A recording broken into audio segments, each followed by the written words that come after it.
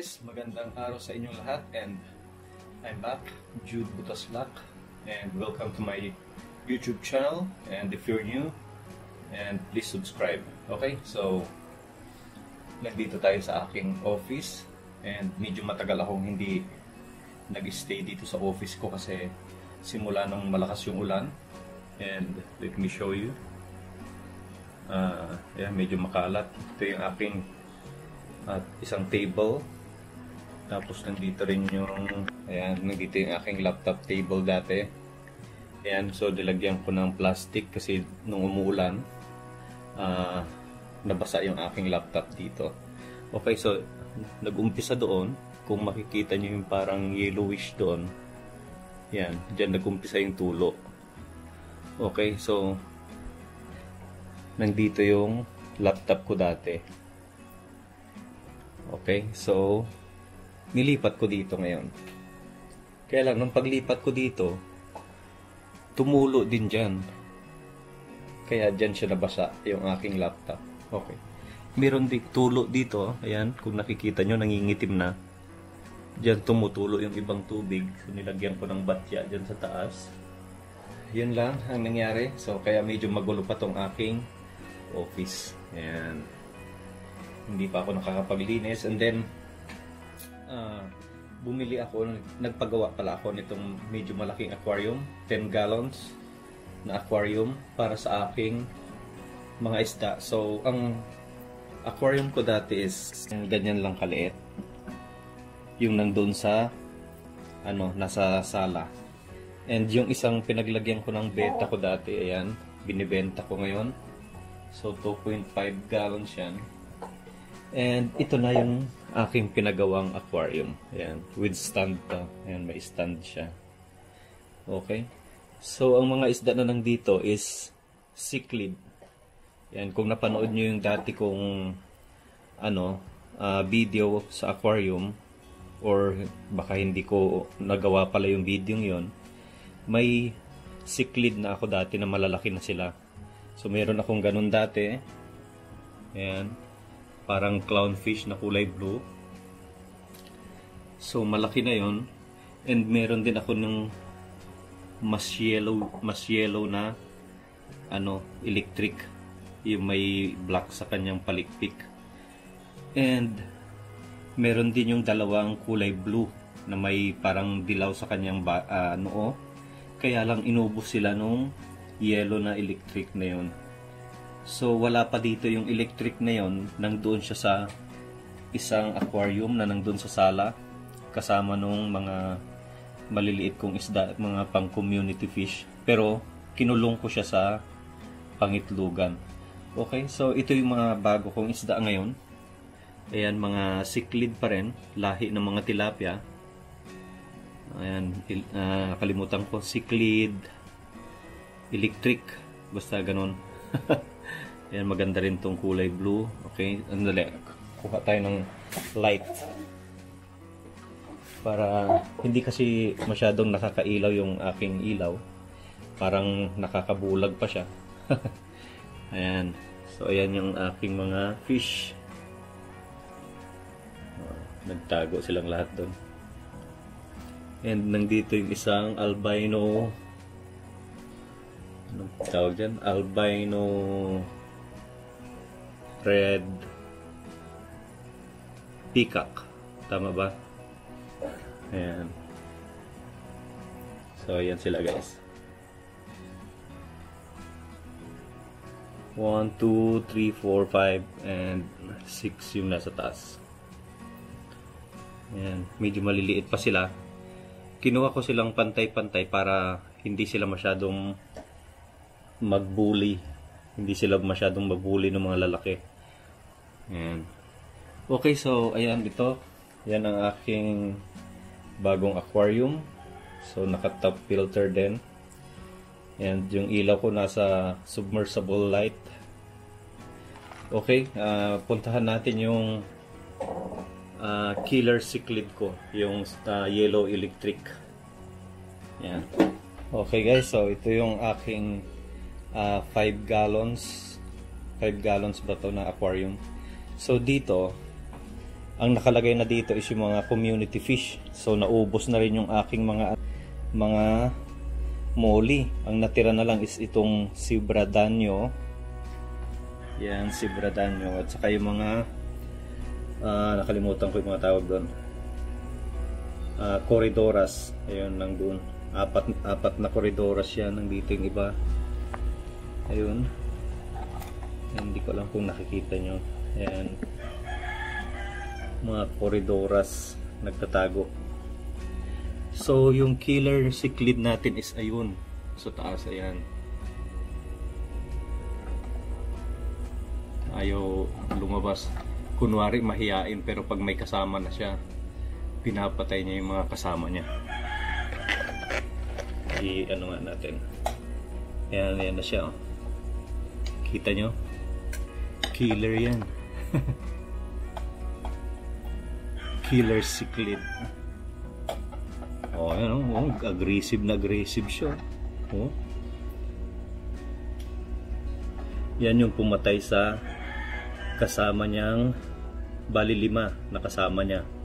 Isang katulad niya, tapos 2 nung kulay blue na may yellow sa noo, at saka yung parang clownfish na kulay blue. So yun, pinatay niya silang lahat, isa-isa.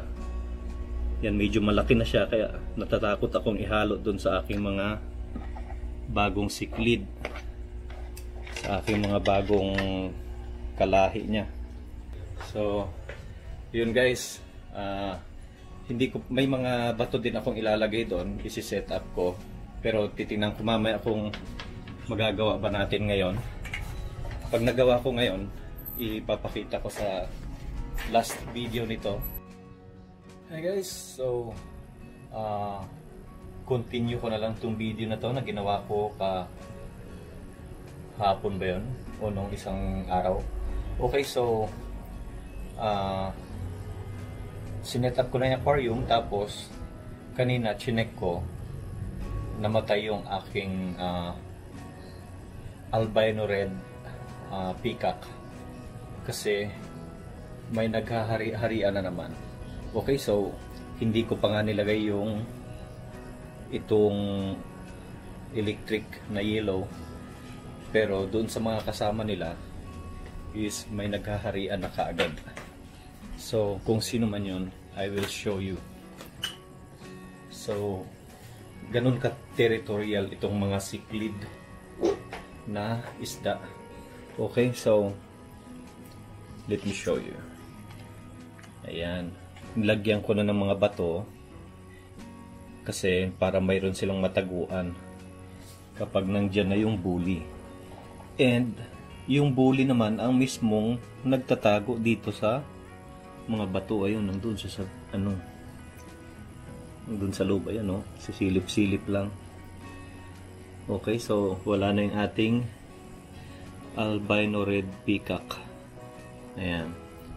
So ang natira na lang itong dolphin. Anong klaseng dolphin yun?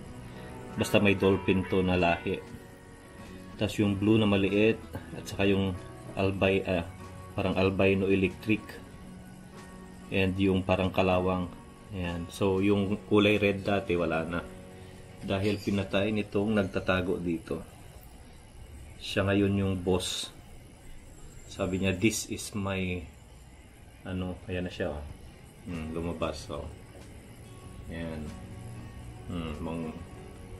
Maghahanap na naman yan ng oh, ayan, oh, ayan, oh. And nakikita niyo itong dolphin na yan, yung medyo malaki. Tingnan niyo yung kanyang buntot, medyo ginangat-ngat. So makita niyo parang may mga ngat-ngat yung kanyang buntot. Yan, ganun ang ginagawa ng mga yung bully na yun. Kikit-kitin niya yung mga buntot, yung palikpik. Yan, nakita niyo, sinugod niya. Yan, oh.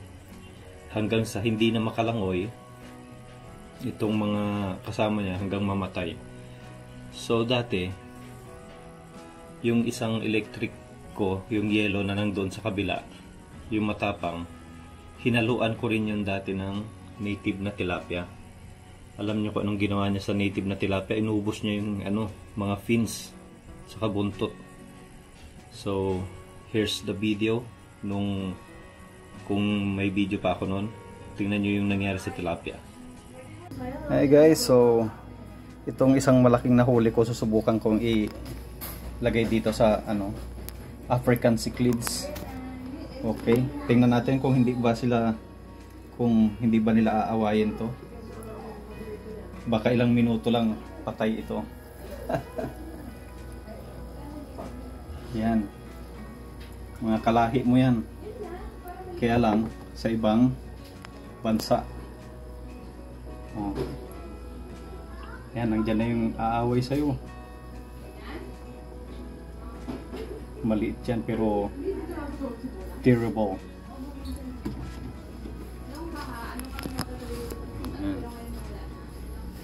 May lumot na yung ating aquarium. Ayan o, tinitingnan ka nila o.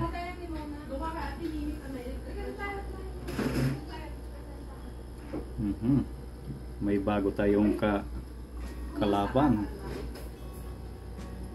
Ayan, okay. Tingnan natin mamaya kung anong mangyayari.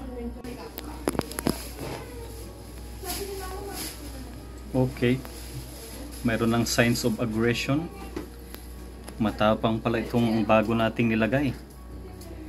Siya yung pinakamalaki sa kanila. Ayan o, nag-aaway na sila o. Wow.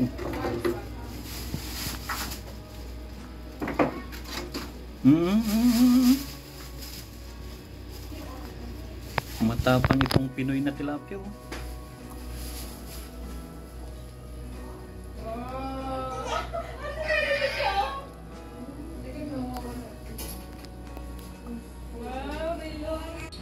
Update sa ating native tilapia na nilagay ko dito sa aquarium. Hindi niya na nakayanan. Inaaway siya nitong mga African cichlid. Ayan na siya ngayon, nakabaliktad na siya. So baka papakawalan ko na lang to, baka sakaling mabuhay pa siya ulit.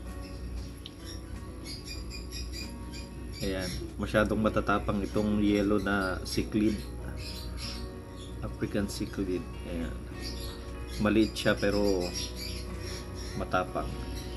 Okay, so ayun yung ating native tilapia, baliktad na siyang lumalangoy. Okay. Okay, so nakita niyo yung nangyari sa tilapia. Ganun katapang yung kalahi nito na yellow electric. Okay. Ayan.